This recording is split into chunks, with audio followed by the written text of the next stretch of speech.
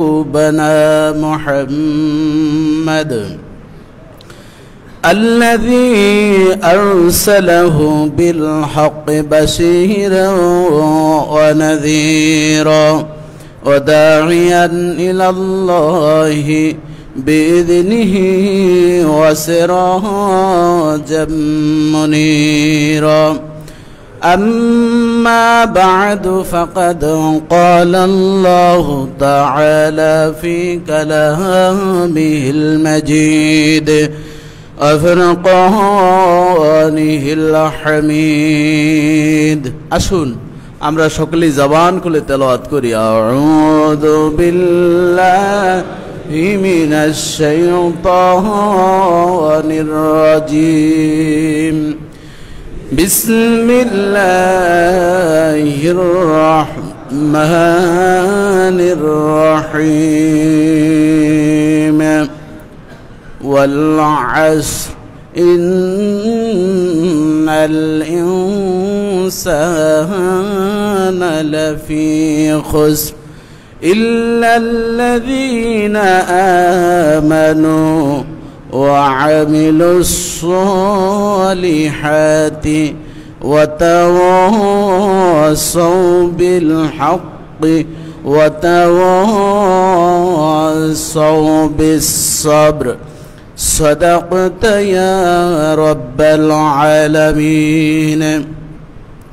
وقال تعالى في شان حبيبه ومحبوبه إن الله وملائكته يصلون على النبي يا أيها الذين آمنوا صلوا عليه وسلموا تسليما. اللهم صل على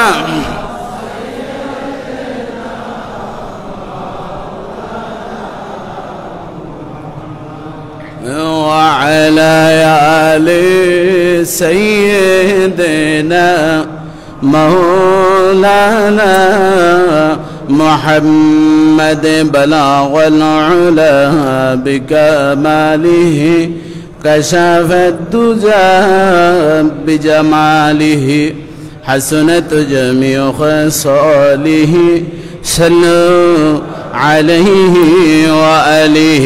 لا إله إلا الله لا إله إلا الله لا إله إلا الله لا إله لا حسبي ربي جل الله ما في قلبي غير الله. نور محمد صلى الله لا إله إلا الله. الله الله الله لا إله إلا هو. الله الله لا إله إلا هو. الله الله لا إله إلا هو. الله الله الله الله الله لا إله إلا الله محمد رسول الله صلى الله عليه وسلم. আলহামদুলিল্লাহ। সম্মানিত দিনদার মুসল্লিয়ান, মুরব্বিয়ান, যুবক ভাইয়েরা, পর্দার আলের সরল অবলা আমার শ্রদ্ধেয় মা ও বোনেরা, আসসালামু আলাইকুম ওয়া রাহমাতুল্লাহ। মহান আল্লাহ জাল্লা শানুর অসংখ্য অগণিত শুকরিয়া জ্ঞাপন করছি, যিনি আমাদেরকে সফর মাসের তৃতীয় জুমায় এই মহামারীকালীন সময়ে হাজারো প্রতিকূল পরিবেশের মাঝেও নভেল প্রাণঘাতী করোনা ভাইরাসের ছোবল থেকে রক্ষা করে যিনি আমাদেরকে আজকের এই ইন্না আহাব্বাল বিলাদ ইলাল্লাহি তাবারাকা ওয়া তাআলা মাসাজিদুহা, পৃথিবীর সবচেয়ে আল্লাহর পছন্দের ভালোবাসার স্থান, মসজিদে আসার বসার, কোরআন হাদিস থেকে আলোচনা শোনার মতন যিনি এই জান্নাতি পরিবেশ উপহার দিয়েছেন, সেই বিশ্ব প্রতিপালক রাব্বুল ইজ্জত জাল্লা জালালু আম্মা নওয়ালুর সবটুকুন কৃতজ্ঞতা পোষণ করে জবান খুলে দারাজ কণ্ঠে কৃপণতা দূর করে সমস্যারে আসুন আমরা কালেমাতুশ শুকর আদায় করি আলহামদুলিল্লাহ। তারই সাথে সাথে লক্ষ কোটি তার চেয়ে আরো বেশি হৃদয় নিংড়ানো দুরূদ সালাম পেশ করছি পৃথিবীর শ্রেষ্ঠ মহামানব সিরাজুম মুনির বদরুদ্দুজা নূরুল হুদা জাদ্দুল হাসান ওয়াল হুসাইন ইবনুজ জাবিহাইন বিশ্ব সভাপতি, বিশ্ব নন্দিত নবী, আপনার আমার প্রিয় নবী, কাবা ও কাউসাইনের মালিক, মাকামে মাহমুদ, সাহেবে কাবা ও কাউসাইন, আখির জামানার পয়গম্বর, আমাদের হায়াতুন নবী, জিন্দা নবী, সিরাজুম মুনির, খাতামুন নবীন মুহাম্মদুর রাসূলুল্লাহ সাল্লাল্লাহু আলাইহি ওয়াসাল্লামের পদমরকে আসুন আরেকবার আমরা সকল কৃপণতা দূর করে জবান খুলে পড়ি সাল্লাল্লাহু আলাইহি ওয়াসাল্লাম। সম্মানিত সুধী, শুরুতেই আমরা শুকরিয়া জ্ঞাপন করেছি সেই আল্লাহর, যিনি আমাদেরকে মুসলমান হিসাবে মুসলমানের ঘরে জন্ম দিয়েছেন, এরপর যিনি আমাদেরকে আখিরি জামানার পয়গম্বর মুহাম্মদুর রাসূলুল্লাহর উম্মত হওয়ার সহজেই সুযোগ সৃষ্টি করেছেন এবং পৃথিবীর মধ্যে 4টি শ্রেষ্ঠ তরিকা, এই তরিকাগুলো আমাদের মুস্ক করার মতন সুযোগ দান করেছেন। পৃথিবীর 4টি শ্রেষ্ঠ মাযহাব, এই 4 মাযহাবের ইমামুল আজম আবু হানিফা রাহমাতুল্লাহ আলাইহির অনুসারী হওয়ার তৌফিক দান করেছেন। এজন্য আসুন আমরা আরেকবার শুকরিয়া আদায় করে বলি আলহামদুলিল্লাহ। সম্মানিত সুধী, আমরা সাহাবে আজমাইনদেরকে দেখিনি, আম্বিয়া কেরামদেরকে দেখিনি, আমরা তাদের পদাঙ্ক অনুসরণ করে যারা আল্লাহু ওয়ালিয়ুল্লাযীনা আমানু ইউখরিজুহুম মিনাজ যুলুমাতি ইলান নূর, যারা আল্লাহর সাথে বন্ধুত্ব স্থাপন করেছেন, অন্ধকার থেকে আলোর পথে এসেছেন, যেই মেসেজের মাধ্যমে, যে তাপস্যার মাধ্যমে, যেই সাধনের মাধ্যমে, সেই সাধন হচ্ছে আল্লাহকে না দেখে বিশ্বাস স্থাপন করা, ঈমান, আমল, আখলাক, এই সমন্বয় সাধন করে আজকে যারা আল্লাহর নৈকট্য লাভ করেছেন তাদের সম্পর্কে বিশ্ব পয়গম্বরকে একবার জিজ্ঞাসা করা হলো, ইয়া রাসূলুল্লাহ, ইয়া হাবিবাল্লাহ, কে আল্লাহর ওলি, কে আল্লাহর বন্ধু, কিভাবে আমরা বুঝবো? জামানার পয়গম্বর তখন সাথে সাথে জবাব দিয়ে দিলেন, ইযারু যুকিরাল্লাহ, যার দিকে তাকালে আল্লাহর কথা মনে পড়ে যায়, যার দিকে তাকালে আল্লাহর ইবাদতের প্রতি মনোভাব সৃষ্টি হয়ে যায়, প্রিয় নবীর ভালোবাসা যার অন্তরের মধ্যে জাগ্রত হয়ে যায়, যার দিকে তাকালে মায়া সৃষ্টি হয়ে যায়, সেই হচ্ছে আল্লাহর ওলি। আমরা পৃথিবীর সবচেয়ে বড় গাউস কুতুব ছিলেন বড় পীর আব্দুল কাদের জিলানী রহমতুল্লাহ আলাইহি, তাকে আমরা দেখি না, তাদের উত্তরসূরিদেরকে আমাদের দেখার সুযোগ হয়েছে, কথা ঠিক কিনা বলেন? খাজা মঈনুদ্দিন আজমিরী চিশতি রহমতুল্লাহ আলাইহি, যার পদচারণায় 1 নয় 2 নয় 90 লক্ষ হিন্দু কালেমা পড়ে মুসলমান হয়েছেন, আল্লাহু আকবার। শুধু তাই নয়, প্রায় 90,000 মাদ্রাসা মসজিদ তার পদচারণায়, তার কোশেষ প্রতিষ্ঠার কারণে হয়েছে। তাদের উত্তরসূরি হচ্ছে আমরা, কথা ঠিক কিনা বলেন?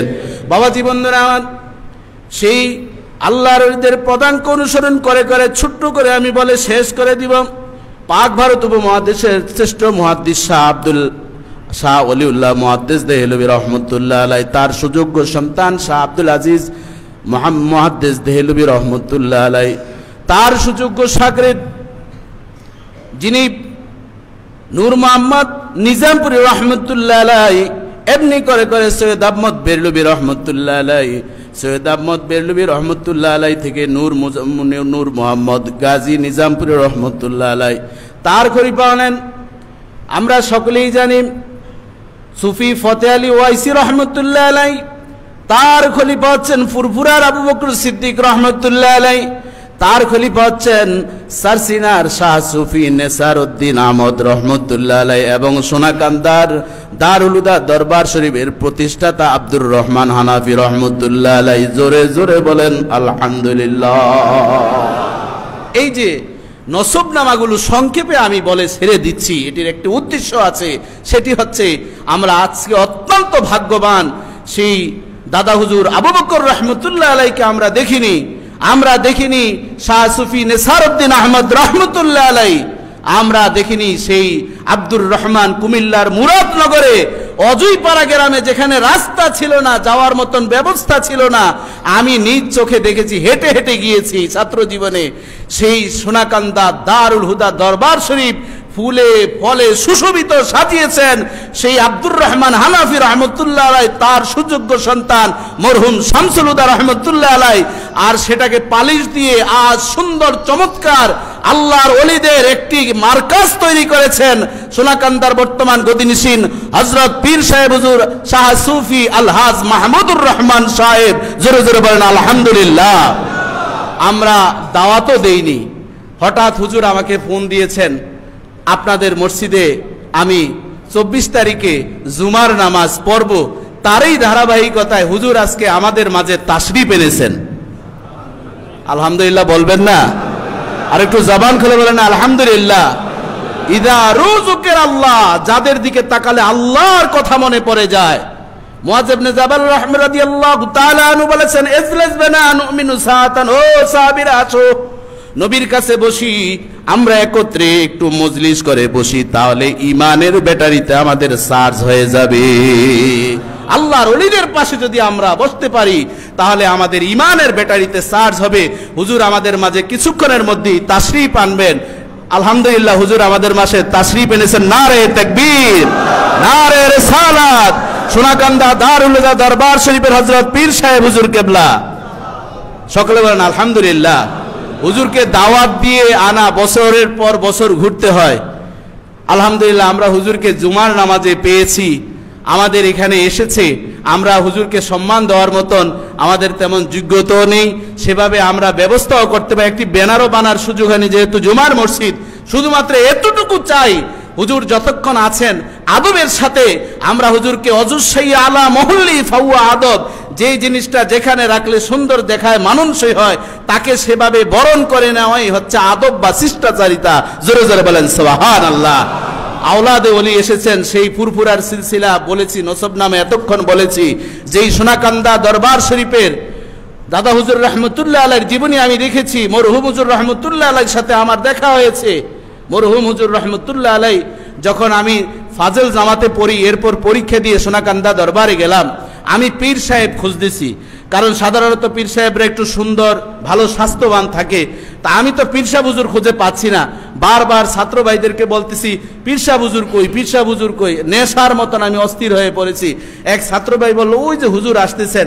দেখলাম জীর্ণ শীর্ণ একটা পাঞ্জাবি, তেমন পরিষ্কারও নয়, লুঙ্গি একটা পরা। তো এ দেখে আমি অবাক হয়ে গেলাম। এরপর যখন কাছাকাছি গেলাম, আল্লাহর ওলিদের এটি হচ্ছে তাজ্জু, এটি হচ্ছে মারেফাত, এটি হচ্ছে কচ্ছপ। প্রায় 500 গজ দূরে থেকেও তার ডিমকে তা দিয়ে সে বাচ্চা ফুটিয়ে দেয়। তেমনি ভাবে আল্লাহর ওলিদের চোখের ভিতরে আল্লাহ এমন জাদু দিয়েছেন, এমন অলৌকিক শক্তি দিয়েছেন, যদি একজন নাস্তিক মুত্তাদের দিকে তাকিয়ে থাকেন, সেই আল্লাহর ওলির সেই মারেফতের নজরে ওই নাস্তিক আল্লাহর ওলিতে পরিণত হয়ে যায়। জোরে জোরে বলেন সুবহানাল্লাহ। মরহুম হুজুর রহমতুল্লাহ আলাই আমাকে দূর থেকে দেখেই তিনি ফলো করেছেন। আমি আসতেছি, হুজুর দূর থেকে বলতেছেন যে আপনি কোথায় থেকে এসেছেন, অত্যন্ত কোমল ভাষায় বলেছেন। আমি বললাম যে হুজুর আমি সারসিনা মাদ্রাসা থেকে ফাজিল পরীক্ষা দিয়ে এসেছি। বলতে যাদেরই একটুও দেরি নেই, অনেক প্রটোকল পীর সাহেব হুজুরদের কাছে বিভিন্ন দরবারে 60টা গেট পার হয়ে যেতে হয়, কত ধিক্কার পেতে হয়। সেখানে নেই কোনো প্রটোকল, নাই কোনো খাদেম, নাই কোনো সফর সঙ্গী, নাই কোনো শিডিউল। আমাকে সাথে সাথে তিনি জড়িয়ে ধরে কান্না শুরু করে বললেন যে আমার বাবার পীর ভাই ছিলেন মরহুম নেসারউদ্দিন আহমদ রহমতুল্লাহ আলাই, তার মাদ্রাসার তালিব ইলম, আপনি ছাত্র, আমার চেয়ে মর্যাদা আপনার বেশি বলে অজন্য এনে তিনি কান্না শুরু করে দিয়ে বললেন, আমি মনে আজ নেসারউদ্দিন রহমতুল্লাহ আলাইকে পেয়েছি। জোরে জোরে বলেন আল্লাহু আকবার। এটি হচ্ছে আদব। আমি সেদিন চোখ থেকে ছাত্র জমানায় অনেক পানি পড়েছে। এরপর যখন নামাজ পড়লাম, দোয়া মুনাজাত করলেন, মনে হচ্ছে যেন মুরগি জবাই করলে যেভাবে মানুষ মুরগি যেমনি ভাবে ছটপট করে, যখন তালিম দেওয়া শুরু করতেন মরহুম হুজুর রহমতুল্লাহ আলাই, তখন এভাবে ছটপট করতেন মানুষগুলো ময়দানে। তারই আওলাদ আমাদের আমিরে তালিমে হিজবুল্লাহ সোনাকান্দা বহুমুখী কামেল মাস্টার্স মাদ্রাসার বর্তমান অধ্যক্ষ, প্রিন্সিপাল, এমপিও প্রতিষ্ঠান, অনেক বড় 4 গ্রুপ মাস্টার সেখানে হয়ে থাকে।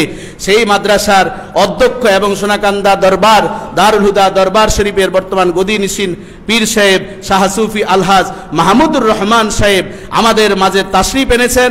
হুজুর বয়ান করবেন। আপনারা এতে খুশি না বেজার? সকলে খুশি আছেন তো ইনশাআল্লাহ? নারে তাকবীর, নারে রিসালাত। সোনাকান্দা দারুল হুদা দরবার শরীফ, সোনাকান্দা আলা হযরত পীর সাহেব হুজুর কেবলা হুজুরকে আমাদের মাঝে নসিহত পেশ করার জন্য অনুরোধ জানাচ্ছি। এবং নামাজের পর বিশেষভাবে মিলাদ কিয়াম, দোয়া মুনাজাত, করোনা ভাইরাস থেকে মুক্তি এবং কোভিড-19 যেভাবে আমাদেরকে আক্রমণ করেছে, আল্লাহ তাআলা মুক্তি যাতে দেন, ডেঙ্গু থেকে আমাদেরকে যাতে হেফাজত করেন, সার্বিক বিষয়ে ইনশাআল্লাহ দোয়া করবেন। আপনারা বিশেষভাবে থাকবেন, আল্লাহ তৌফিক দান করুক। হুজুরকে মূল্যবান নসিহত পেশ করার জন্য বিশেষভাবে অনুরোধ করছি।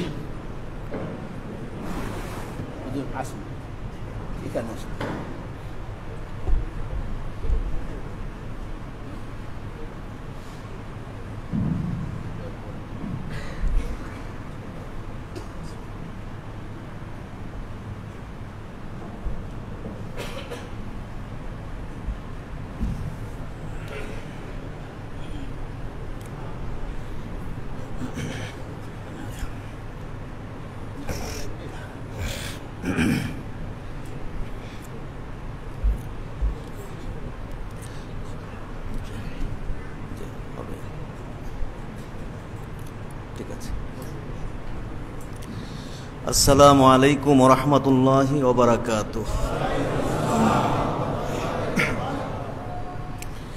নাহমাদুহু ওয়া নাস্তাঈনুহু ওয়া নাস্তাগফিরুহু ওয়া নু'মিনু বিহি ওয়া নাতাওয়াক্কালু আলাইহি ওয়া নাউযু বিল্লাহি মিন শুরুরি আনফুসিনা ওয়া মিন সাইয়্যাতি আমালিনা। من يهده الله فلا مضل له ومن يضلله فلا هادي له ونشهد أن لا إله إلا الله وحده لا شريك له ونشهد أن سيدنا ونبينا وشفيعنا ومولانا محمدا عبده ورسوله الذي أرسله بالحق بشيرا ونذيرا وداعيا إلى الله بإذنه وسراجا منيرا. فقد قال الله تعالى في كلامه المجيد: أعوذ بالله من الشيطان الرجيم. بسم الله الرحمن الرحيم.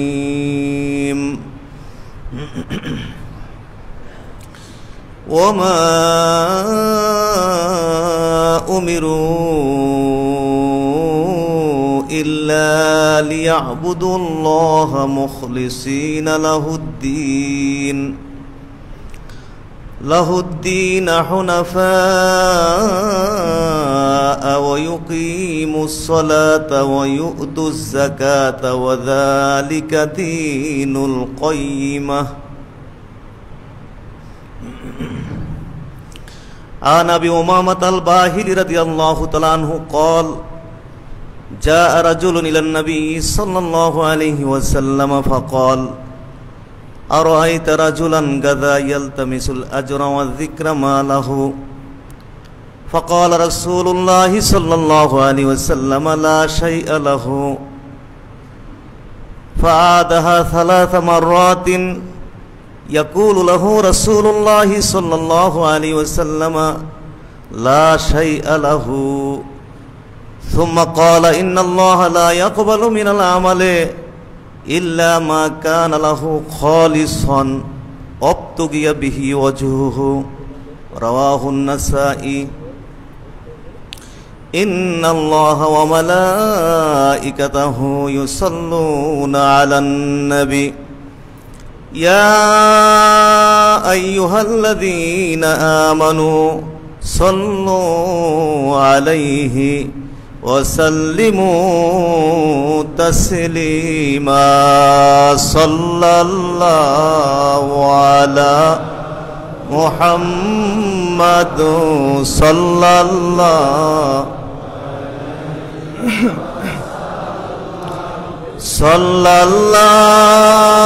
আলা মুহাম্মাদ সাল্লাল্লাহু طلع البدر علينا من ثنية الوداع صلى الله على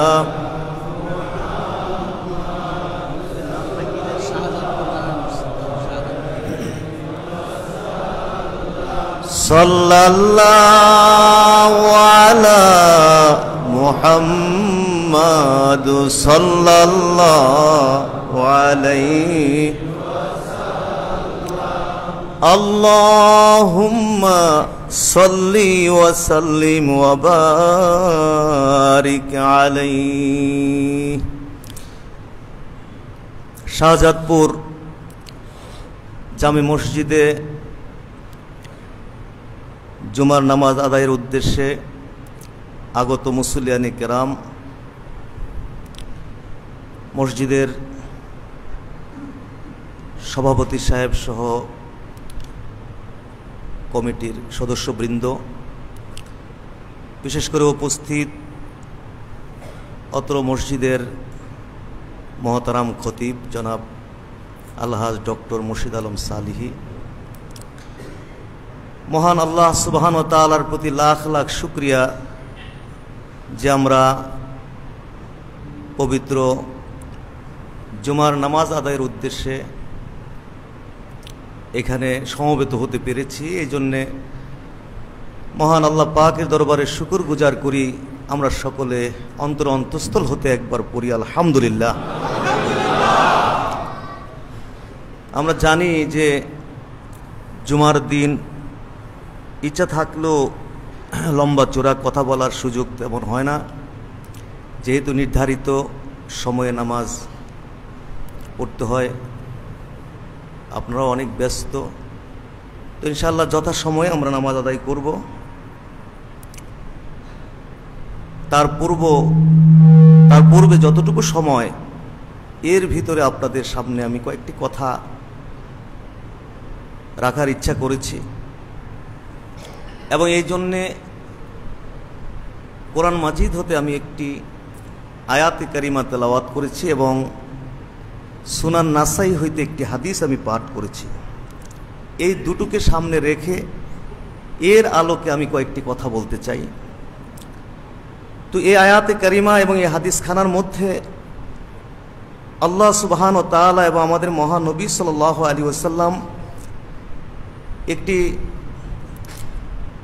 গুরুত্বপূর্ণ বিষয়ে এখানে আমাদের উদ্দেশ্যে আলোচনা করেছেন। আর সেই গুরুত্বপূর্ণ বিষয়টি হলো ইখলাস। আল্লাহ সুবহানাহু ওয়া তাআলা এবং আমাদের মহানবী সাল্লাল্লাহু আলাইহি ওয়াসাল্লাম এই আয়াতে কারিমা এবং এই হাদিস খানার মধ্যে ইখলাস সম্পর্কে এখানে আলোচনা করেছেন। আমরা বলি আলহামদুলিল্লাহ।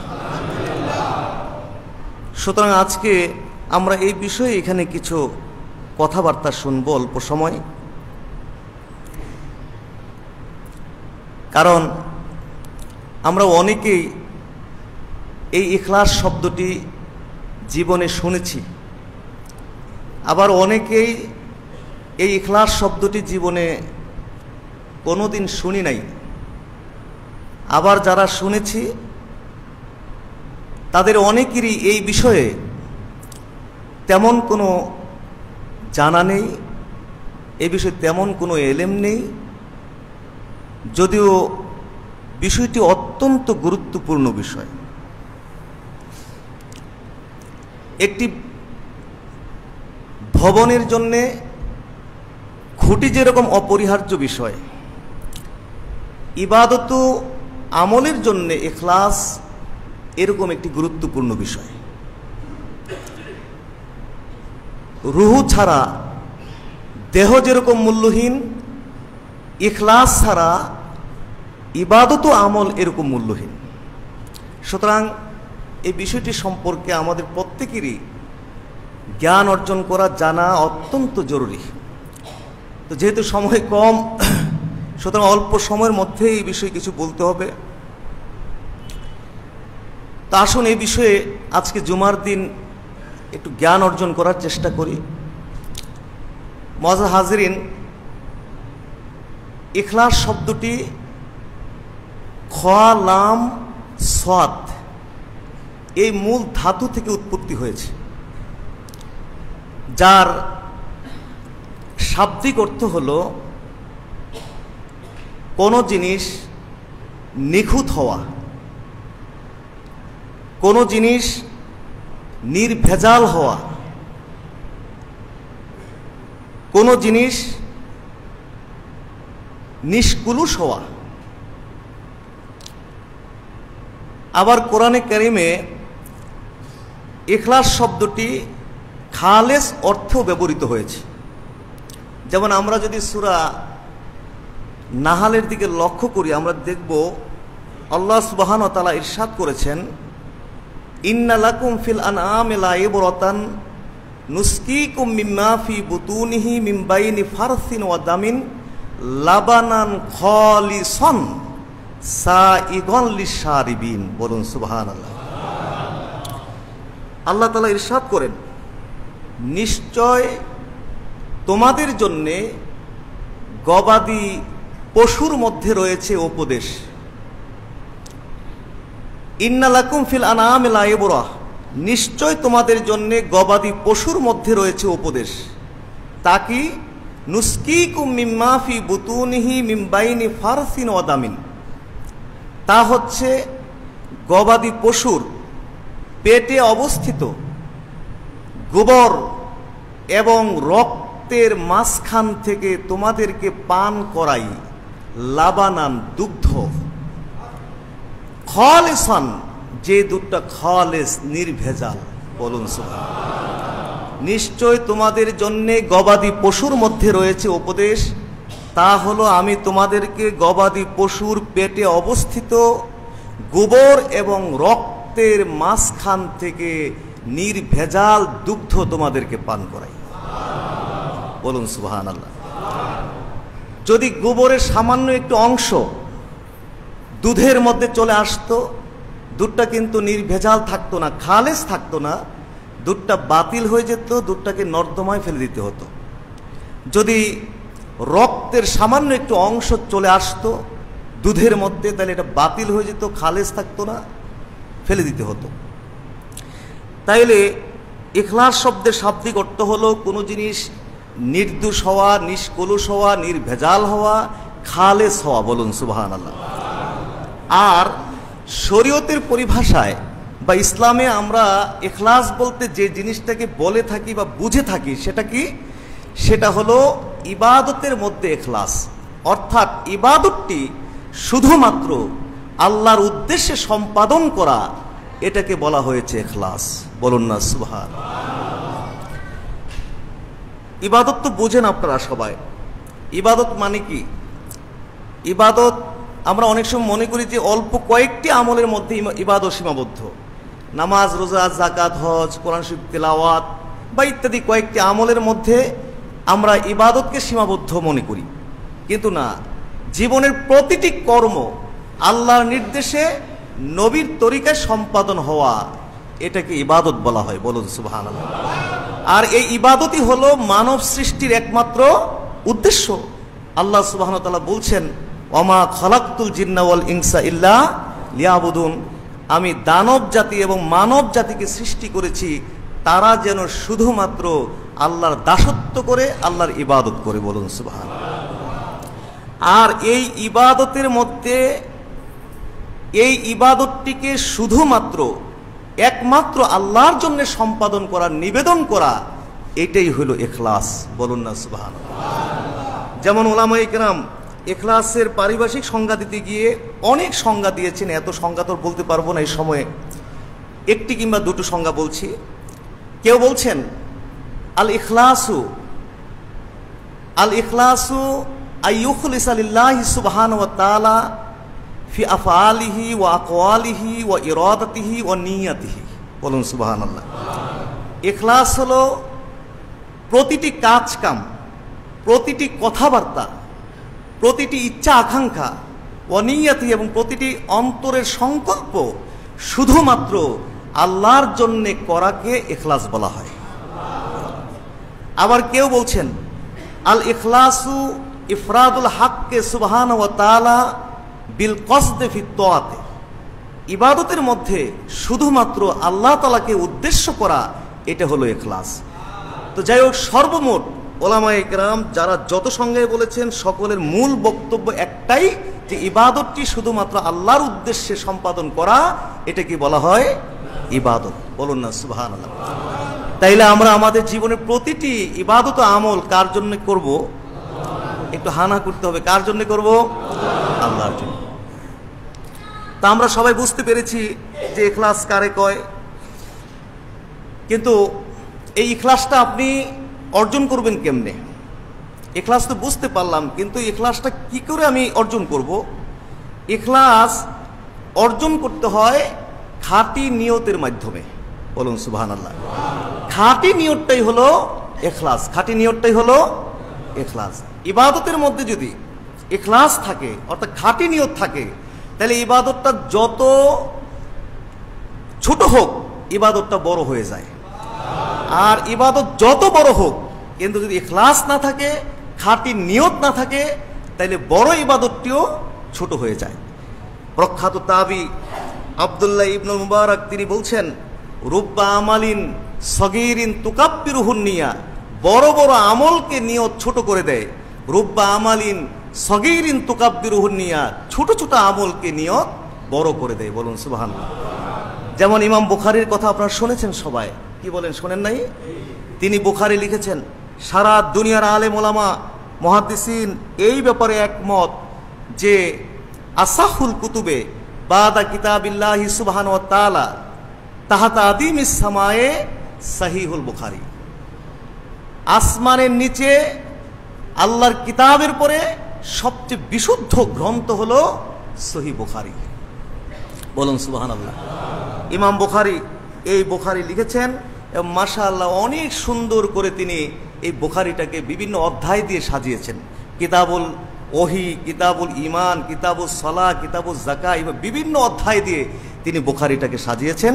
প্রথম যে অধ্যায় দিয়ে তিনি শুরু করেছেন, সেই অধ্যায়ের নাম হলো কি?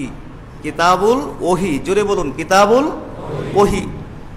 এই অধ্যায়ের মধ্যে তিনি ওহী সংক্রান্ত সমস্ত হাদিসগুলোকে একত্রিত করেছেন এবং সর্বপ্রথম তিনি নিয়তের হাদিসটাকে উল্লেখ করেছেন। আমরা কি জানি বুখারীর সর্বপ্রথম হাদিস কারে কয়? জি বলুন দেখি, বুখারীর প্রথম হাদিসটা কি বলুন দেখি? জি, বাংলাদেশের মানুষ হাদিস সম্পর্কে জানা কম থাকলেও অন্তত বুখারীর প্রথম হাদিস সম্পর্কে জানে যে ইন্নামাল আমালু বিন্নিয়াত। সমস্ত আমল তার নিয়তের উপরে নির্ভর করে। এই হাদিসটি তিনি প্রথম উল্লেখ করলেন। কিন্তু ওহী সংক্রান্ত তো আরো হাদিস তিনি একত্রিত করেছেন। অন্য যে কোনো একটা হাদিসকে তো ইচ্ছা করলে উল্লেখ করতে পারতেন প্রথমে, কিন্তু করলেন না। কেন? প্রথমে তিনি নিয়তের হাদিসটা উল্লেখ করলেন এই জন্যে, যেহেতু এত বিশাল খেদমত তিনি করতে যাচ্ছেন, যদি প্রথমে নিয়তটাই ঠিক না হয় তাহলে সমস্ত কষ্ট পরিশ্রম কি হয়ে যাবে? বরবাদ হয়ে যাবে। বলুন না সুবহানাল্লাহ। আর আল্লাহ রসুল এই হাদিসটা কখন বলেছিলেন? এই হাদিসটি বলেছিলেন এক লোক, উম্মে কায়েস নামে এক মহিলার সাথে এক লোকের প্রেম প্রীতি ভালোবাসার সম্পর্ক ছিল। তো ওই মহিলা আল্লাহ রসুলের সাথে হিজরত করে মদিনায় চলে যাচ্ছে। ওই লোক জিজ্ঞেস করলো যে তুমি চলে যাচ্ছ হিজরত করে, তাইলে আমাদের বিয়ে শাদীর অবস্থা কি হবে? তো মহিলা বলল যে তুমি আমাকে বিয়ে করতে চাইলে তোমাকে হিজরত করতে হবে। ওই লোক বলল প্রয়োজনে হিজরত করব, তবু আমি তোমাকে বিয়ে করতে চাই। ওই লোক হিজরত করে চলে গেছে। আল্লাহ রসুল ওহির মাধ্যমে জানতে পেরেছেন, অথবা আল্লাহ রসুলকে এই লোকের হিজরত সম্পর্কে ফতোয়া জিজ্ঞেস করলে যে এই লোক কি হিজরতের নেকি পাবে, এই ব্যাপারে ফতোয়া জিজ্ঞেস করলে তখন আল্লাহ রসুল হাদিস বললেন এইভাবে ফামান কানাত হিজরাতুহু ইলা দুনিয়া ইউসিবুহা আও ইলা ইমরাতিন ইয়ানকিহুহা ফাহিজরাতুহু ইলা মা হাজারা ইলাইহি। অতএব যে ব্যক্তি হিজরত করবে দুনিয়া লাভের উদ্দেশ্যে অথবা আও ইলা ইমরাতিন ইয়ানকিহু অথবা কোন নারীকে বিবাহ করার উদ্দেশ্যে ফাহিজরাতুহু ইলা মা হাজারা ইলাইহি, সে যে উদ্দেশ্যে হিজরত করবে সেই অনুযায়ী তার হিজরত হবে। তার মানে এই লোক হিজরতের কোনো নেকি পাবে না। এবার বলুন আপনারা, হিজরত কি ছোট আমল না বড় আমল? ছোট আমল না বড় আমল? সহজ আমল না কঠিন আমল? হিজরতের চেয়ে কঠিন আমল হতে পারে? যদি কোনো মানুষকে এই দেশ থেকে বিতাড়িত করে দেওয়া হয়, আপনার এলাকা থেকে বিতাড়িত করে দেওয়া হয়, যেখানে বাড়ি ঘর ব্যবসা বিজনেস সব কিছু, বলুন এটা কি আনন্দের কথা না কষ্টের কথা? আপনারা জানেন সিরিয়ার অবস্থা, আপনারা জানেন সেখানে হাজার হাজার লক্ষ লক্ষ মানুষ বিশ্বের বিভিন্ন দেশে শরণার্থী হয়ে জীবনযাপন করতে হচ্ছে। হাজার হাজার কোটি টাকার মালিক, ডলারের মালিক রাস্তার ফকির হয়ে গেছে। বলুন এই হিজরত কি সহজ না কঠিন? কঠিন। নবীর সময়ের হিজরত ছিল আরো বেশি কি কঠিন। দেখা গেছে একজনকে বাবা মা স্ত্রী ছেলে মেয়ে ব্যবসা বিজনেস সব বিসর্জন দিয়ে আল্লাহ রসুলের মহব্বতে হিজরত করে চলে যেতে হয়েছে। বলুন না সুবহানাল্লাহ, বলুন সুবহানাল্লাহ। এত কঠিন ইবাদত, এত কঠিন আমল হলো হিজরত। কিন্তু এত কঠিন ইবাদতটি, কঠিন আমলটি করার পরেও এই লোকটি কোনো নেকি পাইল না। কারণ কি? তার এই হিজরতের মধ্যে ইখলাস বা খাঁটি নিয়ত ছিল না। তাইলে নিয়ত বড় আমলকে ছোট করে দেয়। বড় আমলকে কি করে দেয়? ছোট করে দেয়। বলুন না সুবহানাল্লাহ। আবার দেখবেন ছোট ছোট আমলকে নিয়ত কি করে দেয়? বড় করে দেয়। বুখারী মুসলিমের হাদিস, আল্লাহ রসুল বলছেন, ইন্নাকা লাং তুনফিকা নাফাকাতান তাবতাগি বিহা ওয়াজহাল্লাহ ইল্লা উজিরতা বিহা। আল্লাহ রসুল বলছেন তুমি যাই খরচ করো, ইন্নাকা লাং তুনফিকা নাফাকাতান, তুমি যাই খরচ করো, তাবতাগি বিহা ওয়াজহাল্লাহ, সেই খরচের উদ্দেশ্য হচ্ছে আল্লাহর সন্তুষ্টি। সেই খরচের উদ্দেশ্য আল্লাহর সন্তুষ্টি। ইল্লা উজিরতা বিহা, তাহলে তুমি তার বিনিময়ে নেকি পাবে। হাত্তা মা তাজালা ফি ফাইমরাতিক, এমনকি তুমি তোমার স্ত্রীর মুখে যে লুকমাটি তুলে দিলে তার বিনিময়েও তুমি নেকি পেয়ে যাবে। বলুন স্ত্রীর মুখে এক লুকমা খাবার তুলে দেওয়া, এটা কি বড় ইবাদত, বড় আমল না ছোট আমল? এটা কি কঠিন আমল না ছোট আমল? বাংলাদেশের মানুষের কাছে হয়তো এটা একটা কঠিন আমল মনে হতে পারে, কারণ দিন সম্পর্কে আমরা অতটুকু জানি না। আপনি ভালোবেসে মহব্বত করে আপনি আপনার স্ত্রীর মুখে এক লোকমা খাবার তুলে দিলেন। দৈনিক 3 বার না খাইলেও তো অন্তত একবার স্ত্রী সন্তানদের সাথে আমরা খাই, কি বলেন ঠিক না? আপনি ভালোবেসে মহব্বত করে, যে আল্লাহর নির্দেশ স্ত্রীকে ভালোবাসা, স্ত্রীকে ভালোবাসা আল্লাহর নির্দেশ, আল্লাহর নির্দেশে স্ত্রীর মুখে একটি লোকমা খাবার আপনি তুলে দিলেন, আল্লাহ রসুল বললেন এর বিনিময়েও তুমি নেকি পেয়ে গেছো। স্ত্রী স্বামীকে ভালোবেসে মহব্বত করে এক লোকমা খাবার স্বামীর মুখে তুলে দিল, আল্লাহ রসুল বলছেন এর বিনিময়ে তুমি নেকি পেয়ে গেছো। বলুন না। তাহলে ছোট আমলকে নিয়ত কি করে দেয়? বড় করে দেয়। আরেকটা হাদিস শোনাই। আল্লাহ রসুল বলছেন, মা মিন মুসলিমিন ইয়াগরিসু গারসান, মা মিন মুসলিমিন ইয়াগরিসু গারসান ইল্লা কানা মা উকিলা মিনহু লাহু সাদাকা। বলুন সুবহানাল্লাহ। কোন মুসলিম একটি বৃক্ষরোপণ করলো, গাছ লাগালো, এই গাছ থেকে যা খাওয়া হবে তার বিনিময়ে তার আমল নামার মধ্যে দানের নেকি লিখে দেওয়া হবে। আপনি একটি গাছ লাগালেন, ফল ফ্রুটসের গাছ, এই গাছ থেকে আপনি নিজেও খাচ্ছেন, ফ্যামিলির সদস্যরা খাচ্ছে, সন্তানরা খাচ্ছে, এর বিনিময়ে আপনার আমল না, যেহেতু আপনার লাগানো গাছ থেকে ফল খাওয়া হচ্ছে, এর বিনিময়ে আপনার আমল নামায় সদকা মানে দানের নেকি লিখে দেওয়া হচ্ছে। ওমা সুরিকা মিনহু লাহু সাদাকা, আপনার লাগানো গাছ থেকে চোর চুরি করে ফল ফ্রুটস নিয়ে যাচ্ছে, কি বলে পেয়ারা নিয়ে যাচ্ছে, আম জাম নিয়ে গেল, আপনার আমলনামায় দানের নেকি লেখা হয়ে যাচ্ছে। চোরের জন্য এটা বিপদ, তাকে অবশ্যই শাস্তি পেতে হবে এবং আপনাকে ফেরত দিতে হবে। কিন্তু আপনার লাগানো গাছ থেকে এই ফল ফ্রুটস নিয়ে যাওয়ার কারণে এক্সট্রা অতিরিক্ত আপনার আমলনামায় দানের নেকি লেখা হয়ে যাচ্ছে। বলুন না সুবহানাল্লাহ। তারপরে আল্লাহ রাসূল কি বললেন? ওমা আকালাস সাবু ফাহুয়া লাহু সাদাকা, বন্য প্রাণী আপনার লাগানো ফল গাছ থেকে খেয়ে ফেলছে, তার বিনিময়ে আপনার আমলনামায় সৎকার নেকি লেখা হচ্ছে। ওয়ামা আকাল তৈরু ফাহুয়া লাহু সাদাকা, আপনার পেয়ারা গাছ থেকে আম গাছ থেকে ঠুকুর দিয়ে দিয়ে পাখি পেয়ারা খাচ্ছে, আম খাচ্ছে, আপনার আমলনামায় সৎকার নেকি লেখা হচ্ছে। মুমিন মুসলমান হয়ে আমাদের লাভ নাকি লোকসান? কিন্তু দুর্ভাগ্য, চারিদিকে অসংখ্য অগণিত নেকি ছড়িয়ে ছিটিয়ে পড়ে আছে, কিন্তু অজ্ঞতার জন্যে, না জানার জন্যে দেখা যাচ্ছে যে আমরা বহু নেকি অর্জন থেকে আমরা বঞ্চিত হয়ে যাচ্ছি। হাজরিন, আরেকটি হাদিস শোনাবো। আল্লাহ রসুল বলছেন, ইন্না বিকুল্লি তাসবিহাতিন সাদাকা, প্রত্যেকটি তসবির বিনিময়ে দানের নেকি রয়েছে। এই যে দান করতেছেন না, এই যে ব্যাগের মধ্যে, এই দানের নেকি প্রত্যেকটি তসবির বিনিময়ে আপনার আমলনামায় দানের নেকি লেখা হচ্ছে। এই যে সুবহান, তসবিহ মানে কি? সুবহানাল্লাহ বলা। এই যে সুবহানাল্লাহ বলছেন, সাথে সাথে আপনার আমলনামায় দানের নেকি লেখা হয়ে গেছে।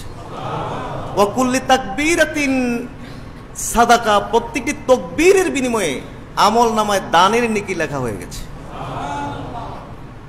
কুল্লি তাহলিলাতিন সাদাকা, প্রত্যেকটি লা ইলাহা ইল্লাল্লাহ বলার বিনিময়ে আপনার আমলনামায় দানের নেকি লেখা হয়ে গেছে।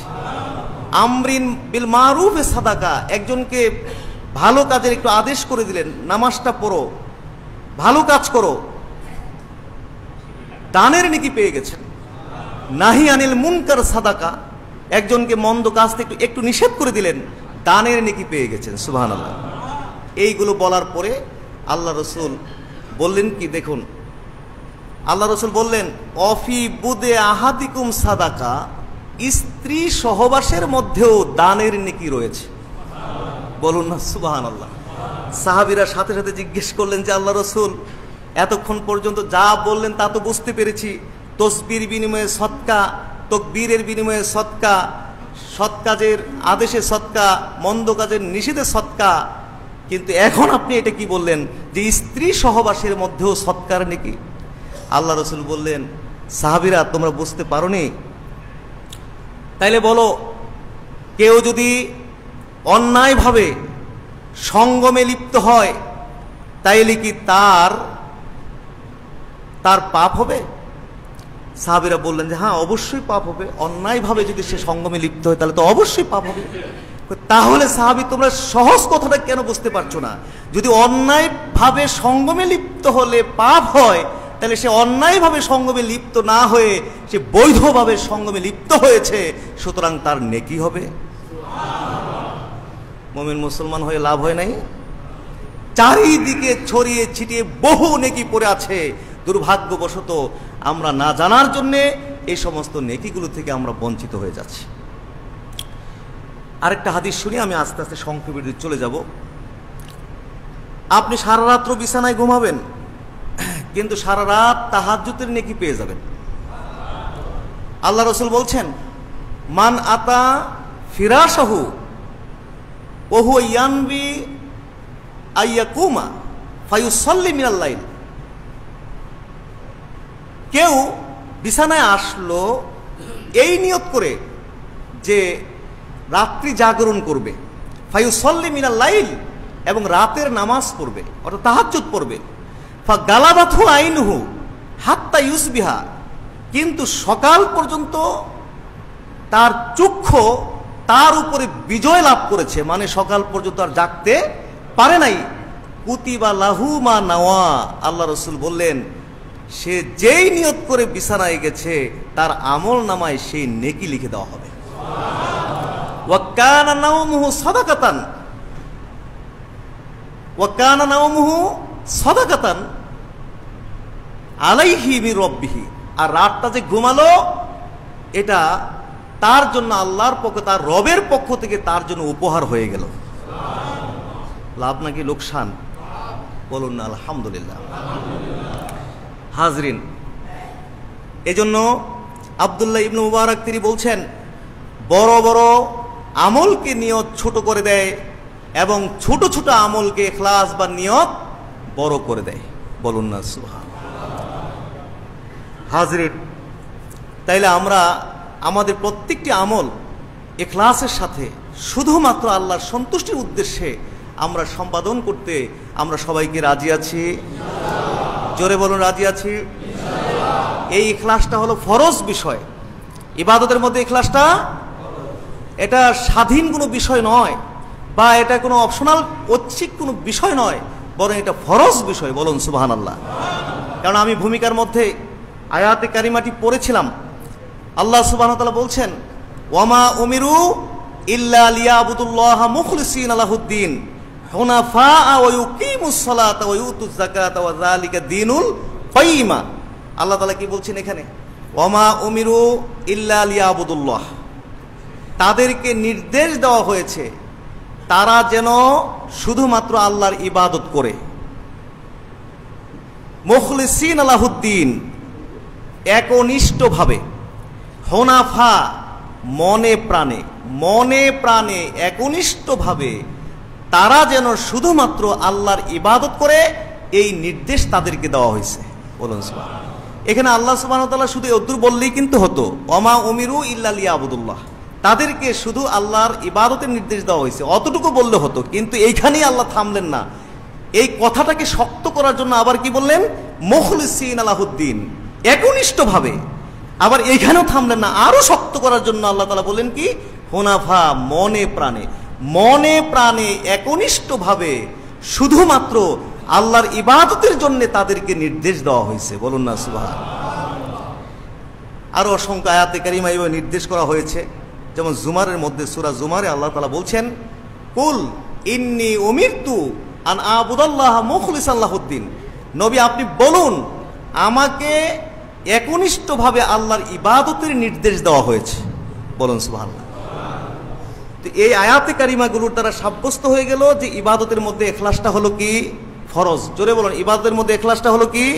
ফরজ। ভূমিকার মধ্যে একটা হাদিসও বলছিলাম, হাদিসের দিকে লক্ষ্য করলে আমরা দেখি ইখলাসটা যে কত প্রয়োজন।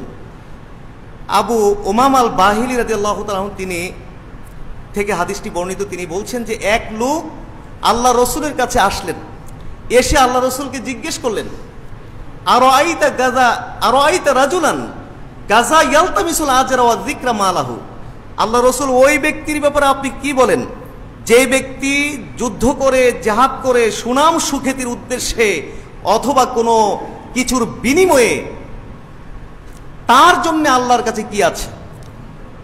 ফাকাল রাসূলুল্লাহ সাল্লাল্লাহু আলাইহি ওয়াসাল্লাম, আল্লাহ রাসূল বললেন, লা শাইআ লাহু, না তার জন্য আল্লাহর কাছে কিছুই নেই।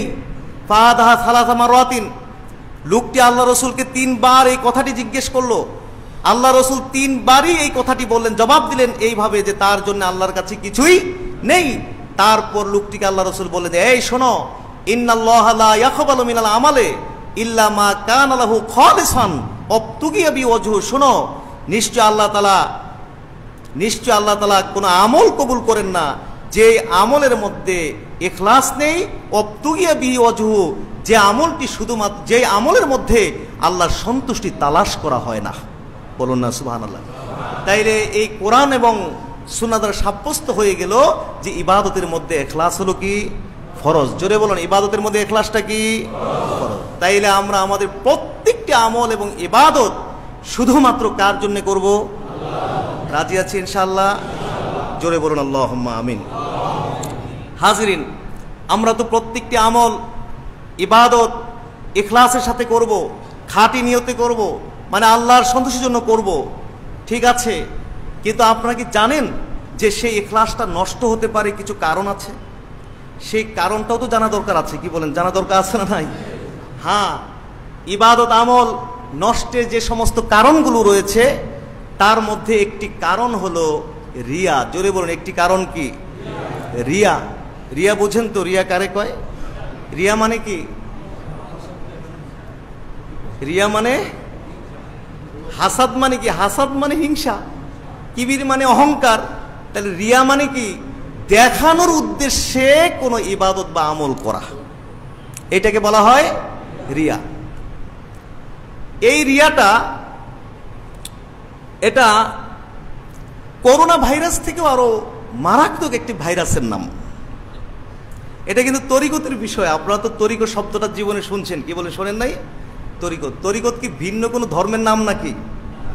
হিন্দু, মুসলিম, ইসলাম, বৌদ্ধ, তরিকত এরকম কি ভিন্ন কোনো ধর্মের নাম?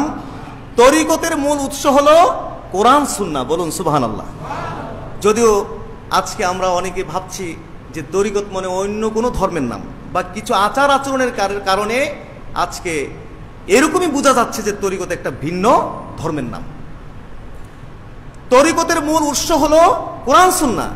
এই যে সূক্ষ্ম সূক্ষ্ম রিয়া, কিবির, হাসাদ, এই যে সূক্ষ্ম সূক্ষ্ম বিষয়গুলোকে স্পেশালভাবে কোট করা, চিহ্নিত করা এবং এইগুলো নিজের মধ্যে অর্জন করা, এটাই হলো তরিকত। বলুন না সুবহানাল্লাহ।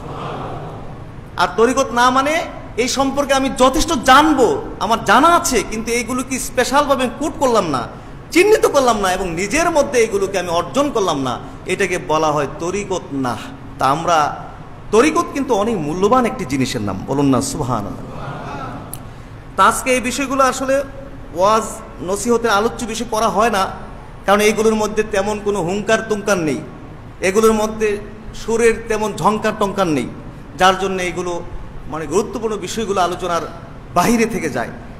হাজরিন, তাইলে বলছিলাম যে এই ইখলাস নষ্ট হতে পারে কিছু কারণ আছে।